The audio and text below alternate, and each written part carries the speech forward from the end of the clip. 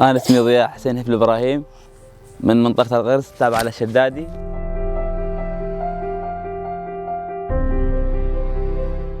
بعد تحرير الشدادي من داعش قام أبوي طلع على الظهرة وطق عليه لغم.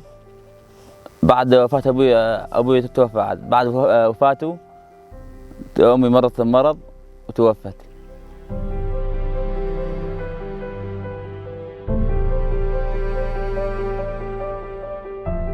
بعد وفاة أمي ظلنا أنا وأخواتي ما عندنا كل شيء. قام الهلال الأحمر الكردي جانا، شافوا وضعنا اجتانا وجابوا لإخواني أقلام ودفاتر ولوجستيك وفرش كامل، والبيت ضبطوا لنا إياه كل شيء كامل.